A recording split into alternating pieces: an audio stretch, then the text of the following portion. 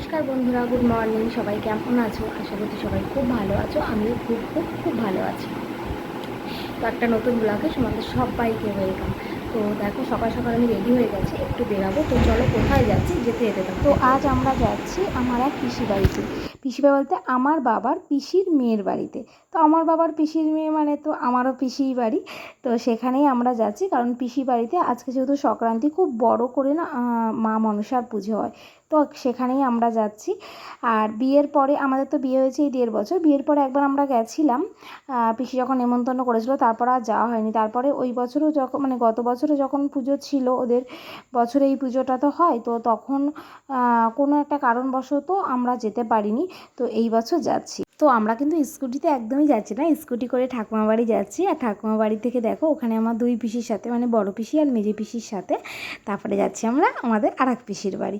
তো চলো, এই যে সবুজ শাড়ি পরাটা আমার বড় পিসি, আর এই সাইডে যে লাল শাড়ি পরাটা এটা আমার মেজে পিসি। এর আগে আমার ভিডিও যারা দেখেছো তারা হয়তো অবশ্যই চেনো। আর ছোটো পিসি যাবে না, কারণ ছোটো পিসি মাসেও মারা গেছে, এই জন্য ওদের যেহেতু অসুস্থ, তাই ছোটো পিসি যাবে না, নাহলে তো 3 পিসির সাথেই যেতাম। তো তো চলো যাওয়া যাক। আর আমরা কিন্তু ট্রেন থেকে নেমেও গেছি। নেমে গিয়ে এখন আমরা বসে আছি অটোতে, আমি আর মেজো পিসি, কারণ তোমাদের দাদা আর বড় পিসি গেছে মিষ্টি নিয়ে আসতে। প্রচণ্ড গরম আর রোদ, এই জন্য আমাদের বললো আমাদের যেতে হবে না, এই জন্য আমরা অটোতে বসে আছি। তো চলো, আমরা কিন্তু যাচ্ছি ব্যান্ডেল, একদম এই দেখো ব্যান্ডেলেরই টোটো, এই অটো। তো একদম পিসি বাড়ি গিয়ে তারপর তোমাদের সাথে আবার কথা হচ্ছে। চলো যাওয়া যাক। কালো তোমারি ভরসা, মা জয় দেবী মনসা, মণ্ডপে তলায় চাঁদ আলোকিত মনে, ও মা জয় দেবী মনসা, নীল মণ্ডপ সজা বিধানে, ও মা জয় দেবী মনসা, অতীতের স্তম্ভে করে সাজি, ও মা রিয়া তো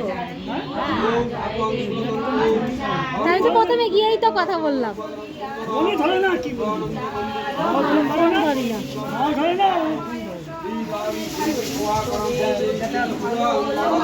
বুঝতেই পারছো, আমরা পিসি বাড়ি চলে এসেছি। আর এখানে দেখো যোগ করেছি পিসি বাড়ির মা, যে কি অসাধারণ সুন্দর, মানে পিসি বাড়ির মা না, মায়েদের মুখে এরকম হয় কি, এটা তো স্বাভাবিক। তো আমার যে কি ভালো লাগছিল মায়ের মুখটা দেখতে, অনেকক্ষণ মায়ের মুখের দিকে তাকিয়েছিলাম।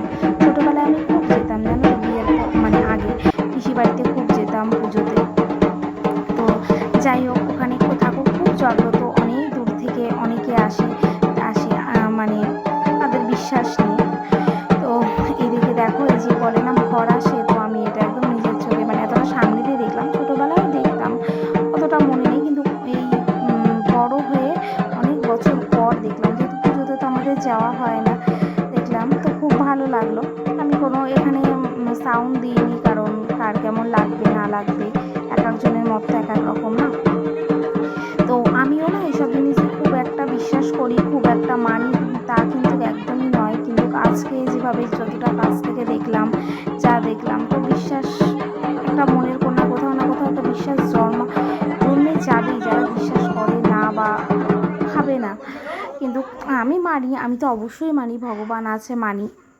কিন্তু এইসব জিনিস যেহেতু আমি আগে সেভাবে অত দেখিনি, তো আমি জানতাম না। কিন্তু আজকে কিন্তু একটা অন্য রকম বিশ্বাস আমার মনে জাগ্রত হয়েছে। তো যাই হোক, মা মনসার কাছে এটাই চাওয়া, সবাইকে ভালো রাখুক, সুস্থ রাখুক, এটাই চাওয়া ছিল। তো দেখো, আমরা পিসি বাড়ি এসে কিন্তু মানে বসে আমি শুধু পুজোই দেখছিলাম। আর যেহেতু আমরা এখানে পুজো দেবো, এই জন্য আমরা সেমন কিছু খাওয়া দাওয়া করিনি। তোমাদের দাদার খুব খিদে লেগে গেছিলো, এই জন্য ও চলে গেছিলো খাবার খাওয়ার জন্য, মানে সকালে টিফিন করার জন্য। পিসি বলছিল আমাদের সকালে টিফিন করার কথা, কিন্তু আমি বললাম যে না, এখন আমরা খাবো না, আমরা পুজোটা দেখে তারপরেই খাবো। যেহেতু আমরা রাতের পুজো দেখতে পারবো না, কারণ আমাদের বেরিয়ে যেতে হবে, কারণ আবার আমার পড়ানো আছে গিয়ে, বাচ্চাদের যেহেতু পরীক্ষা চলছে, সেহেতু আমি তো ছুটি করতে পারবো না। তবু একটা বেলা ছুটি করে এসেছি, সকালে পড়িয়ে এসেছি, দুপুরবেলাটা ছুটি করে এসেছি, কিন্তু রাতে গিয়েও আবার আমাকে পড়াতে হবে। এই জন্য ভাবছিলাম না, যতক্ষণ আছি পুজোটাই দেখি। তো সেটাই দেখছিলাম, খুব ভালো লাগছিলো, জানো তো, খুবই ভালো লাগছিলো।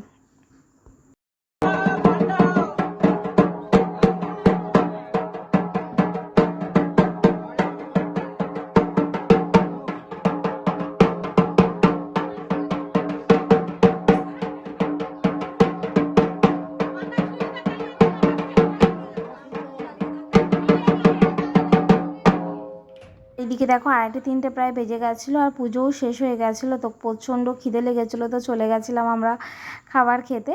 খিচুড়ি আর আলুর দম হয়েছিল, খিচুড়ি আলুর দম, চাটনি, পাঁপড়, বোঁদে।